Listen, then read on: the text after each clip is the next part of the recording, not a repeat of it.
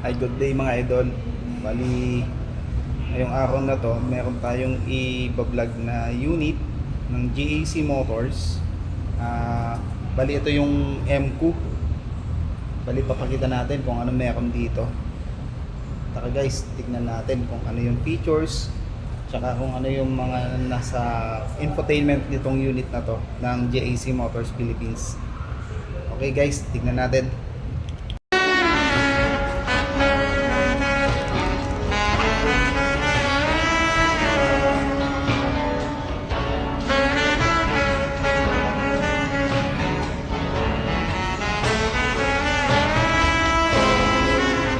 I got me some Air Force Ones, got me feeling like I'm Donald Trump, got me counting all these Benjamins, I like to spend it on you, bitch. I gotta bring you wrist. This shit taking up, bring you with. This shit so lit, I got shooters. Lay you down quick, hit them with the 1-2. Feeling like I'm Tate, moving cautious. You don't wanna see it. No yellow tapes, I might go different. Moving like a 8, rocking cream, mix it.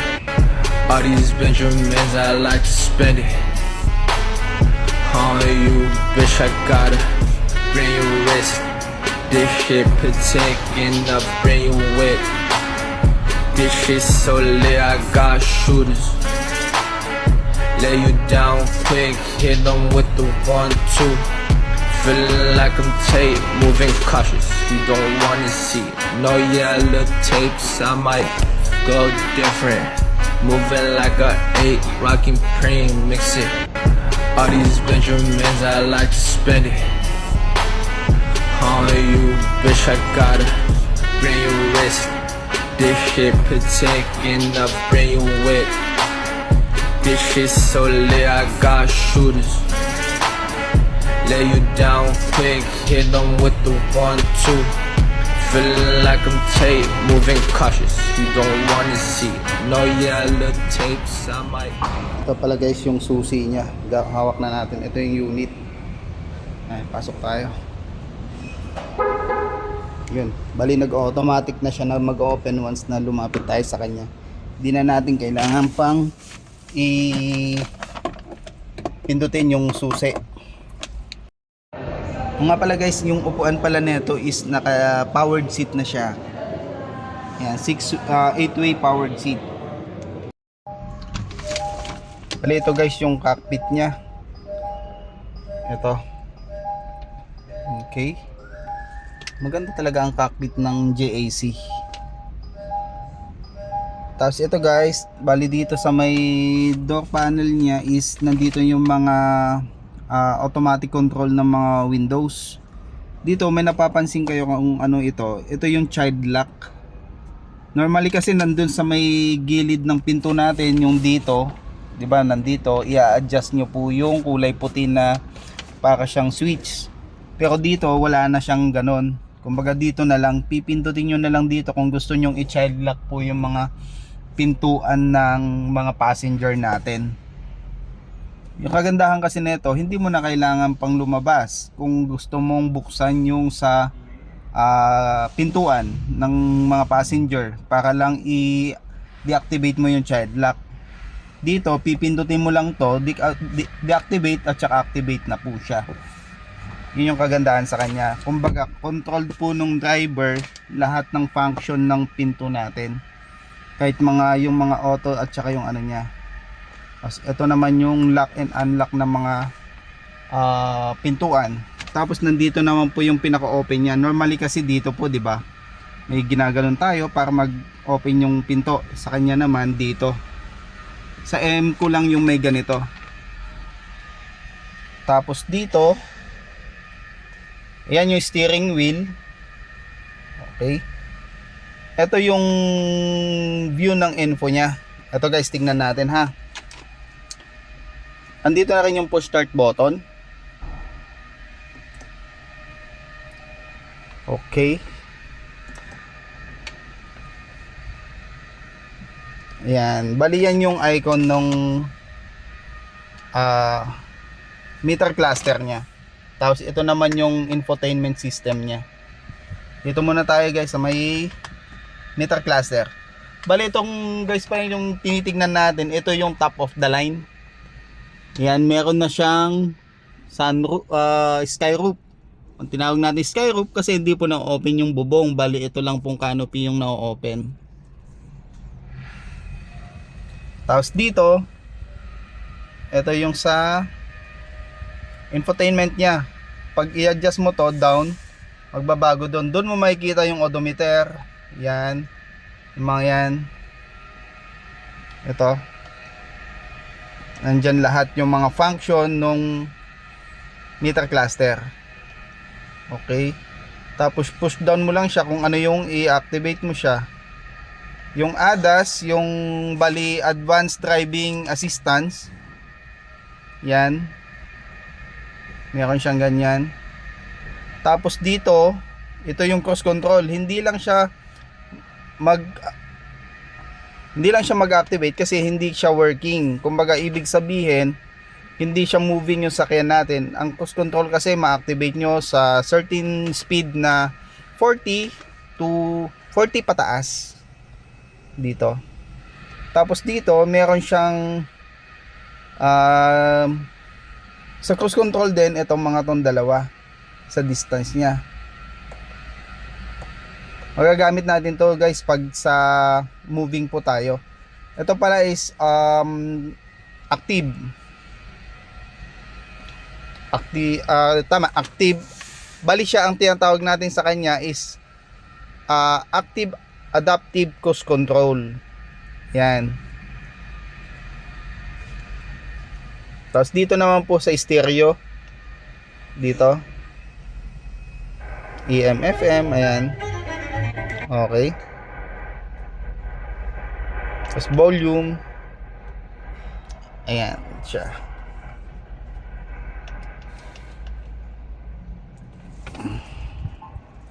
Tapos guys, itong steering wheel niya is nasa standard. Kala lang natin maliit.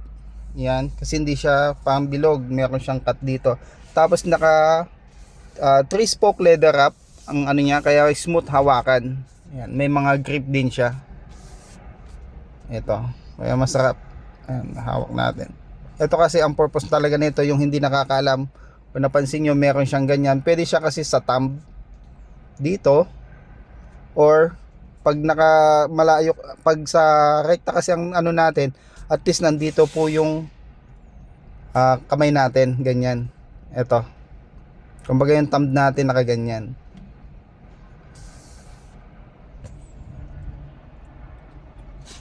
Tapos dito yung aircon system niya is nandito yung adjustment. Yan, low, high. Ayan.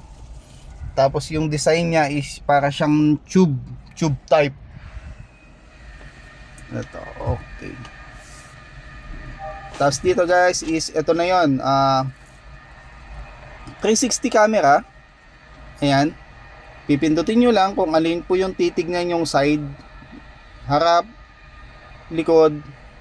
Saka maganda guys yung ano niyan, yung camera niya. High definition na po siya. Ayan o.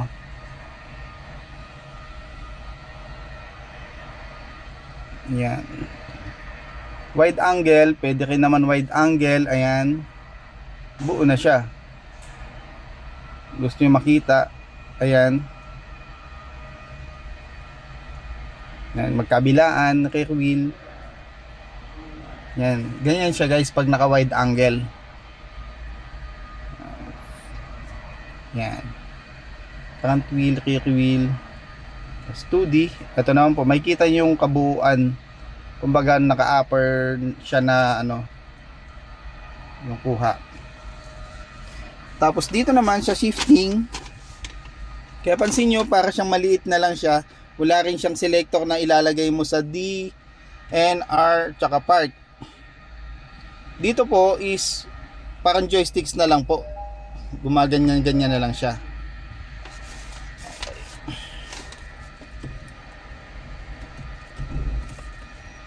Tapos diyan, kung nakikita nyo po is pag pinindot mo yung park dito, is di-disengage na yan. Mag-aano na rin po ito.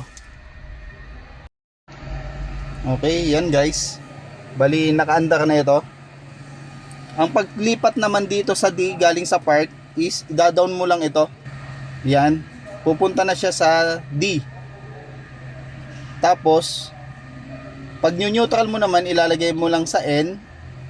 Babalik siya, reverse, ganun din. Yan.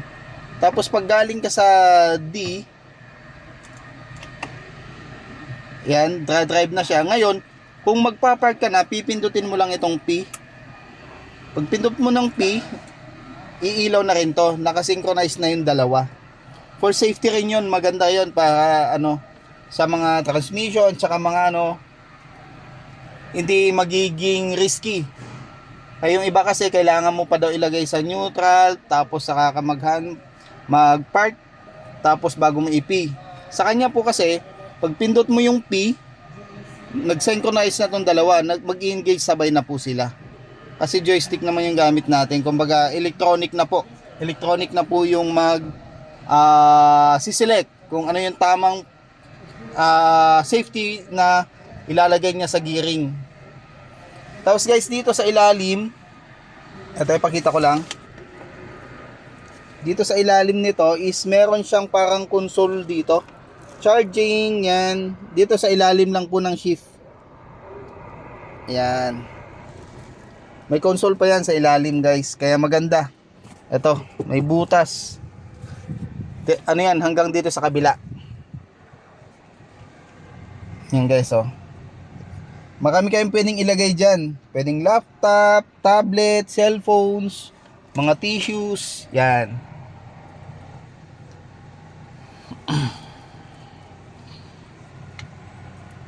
Tapos dito is andito naman yung mga sensor natin ng ADAS. Dito. Kumbaga nandyan yung tinatawag natin na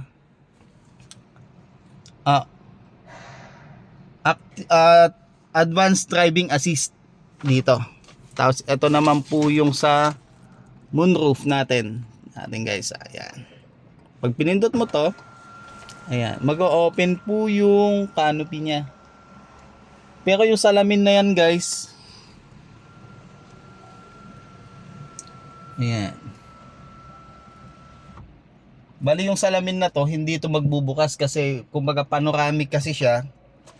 Buo yan. Ayan. Kaya ang mangyayari, buo to, ang nag-open lang is yung canopy niya.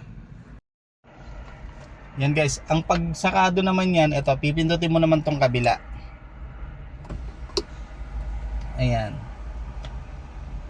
Magsasara naman siya.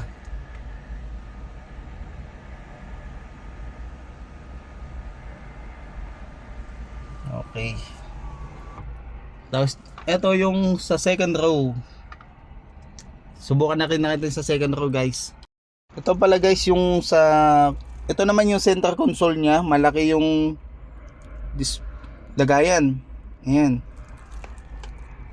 Tapos dito may lagayan kayo ng paddle, dalawa. Tapos ito is wireless charging, compatible na rin siya. Compatible na siya dyan. Tapos yung upuan po natin is naka-leather seat din siya guys. Ito, maganda. Tapos dito, meron siya dito na yung ventilation ng upuan. Ayan, pipindutin nyo lang, ventilation. Ayan. Nararamdaman nyo na yung hangin dito sa bandang hips ng natin, driver at saka passenger. Yan, dalawang yan. Yan, may level din po yan. Yan, dito mo isi-select.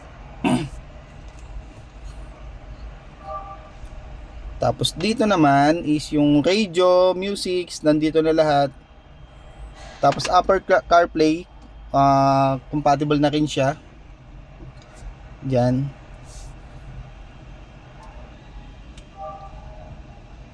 Ayan yung pag auto, FM. Hindi ko lang mapatugtog sa inyo guys to kasi baka mamaya makopyright tayo. Alam nyo naman kay YouTube, medyo maano. Ipakita ko lang sa inyo po yung ano niya, equalizer niya. Dito napapansin nyo, Smart Adigo. Ayan. Andito lahat yung vehicle part setting screen, yan, chassis power, ayan. Tapos dito sa sound settings, nandito yung equalizer mode. Balik kung napapansin nyo po yung sound system sound effect niya is DTS na digital theater sound na siya. Dito. Yan kagandahan yan guys.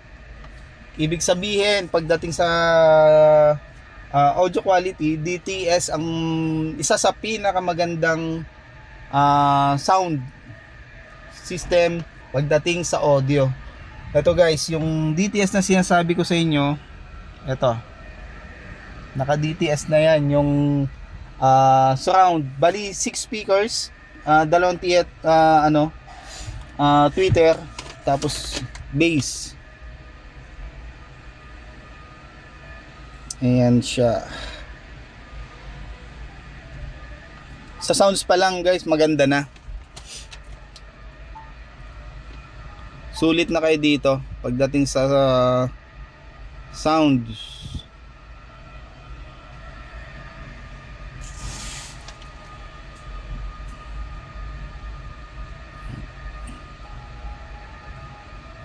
So, yan natin guys, tingnan natin kung kahit ano lang, pahapyaw lang na sound, pili lang tayo ng magandang ano.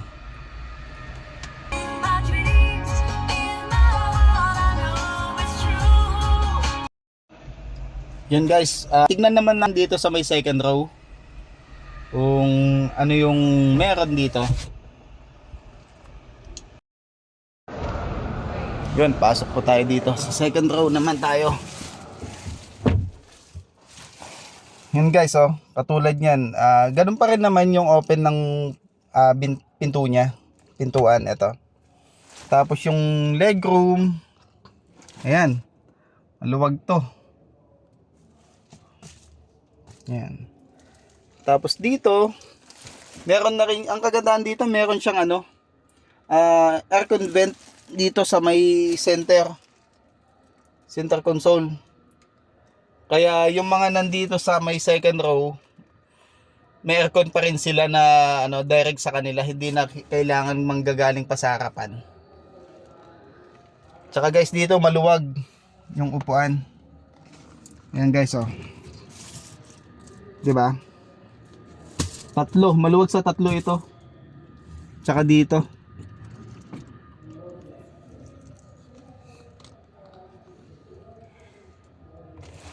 Tsaka dito, flat. Flat na flat siya. Yan.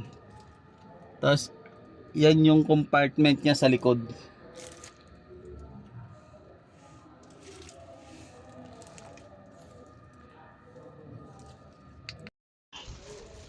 Tsaka dito napansin ko para siyang naka-elevate.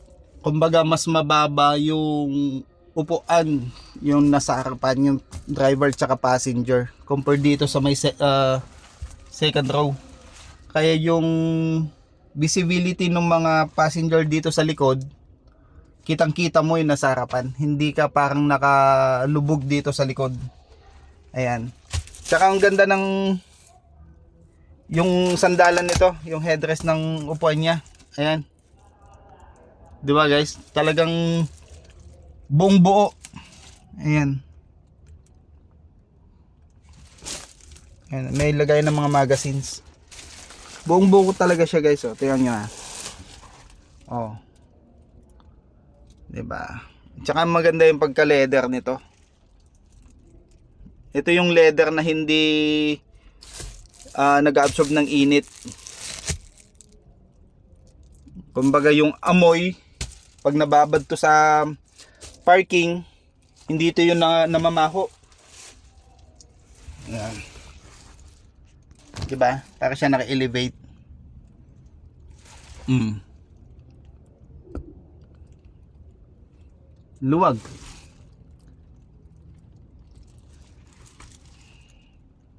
Mm.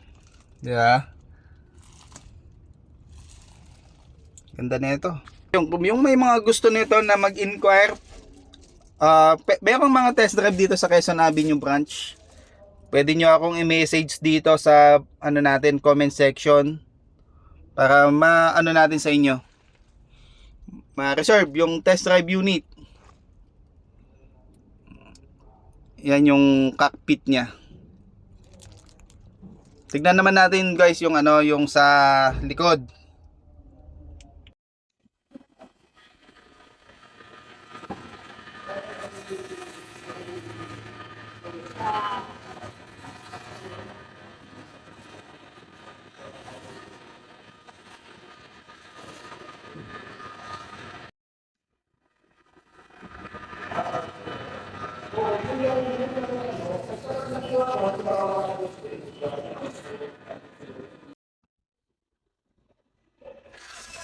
Bali nandito guys yung ano, yan, spare tire.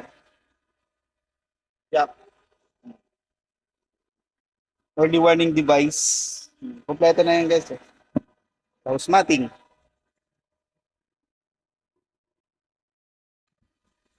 Yun guys, ang titignan naman natin ngayon na susunod is yung engine bay nung unit. Bubuksan ko lang. Yun. Ito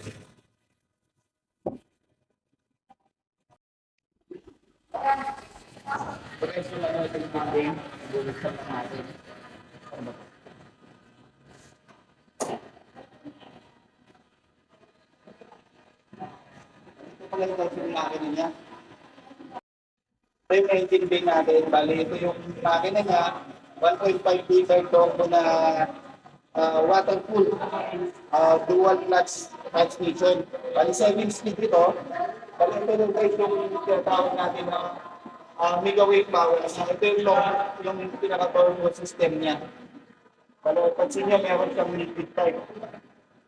Tapos ang gamit naman natin is 7 speed dual clutch transmission. Tapos ito guys is ang ginagamit na compressor is sandal. Ang maganda ng sandal is hindi siya disposable po. Naki-repair siya. Same time is ang gamit natin ng mga engine is aluminum block. Kaya mas magaan compared dun sa mga metal block na ginagamit. Normally, lahat ng engine ngayon yung ginagamit niya. Kaya yun yung ginagamit na nila para mas mababa yung bigat ng pinadala ng system natin para mas makapag-less tayo ng consumo sa gas. So guys, tignan nyo.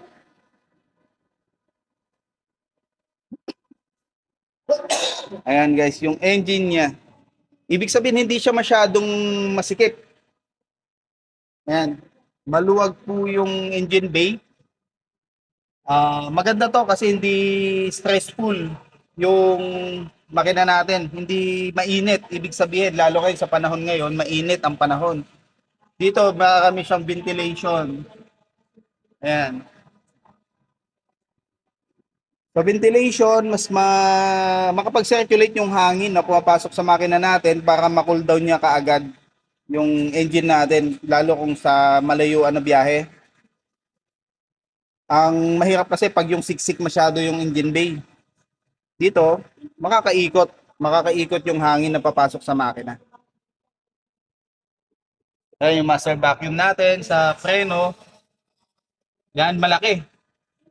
Kaya ibig sabihin, malakas yung preno nito. Yung mga sensors na gamit natin is Bosch. Yan. Bosch yan. Tapos, itong computer box is, ganun din po. Bosch din to, yung ginagamit niya. Kaya halos lahat ng pyesa dito is magagandang klase. Yung iba kasi is, alam nila, pag China brand, mahina. Pero dito, mga sensors pa lang natin is branded naman. Yan. Bosch yan. Okay. Battery, hindi ganun kalaki. 1SN lang. Para pag nagpalit po kayo after 1 year, Kasi ang battery warranty natin is 1 year lang. Hindi ganun kamahal pag nagpalit po kayo ng battery.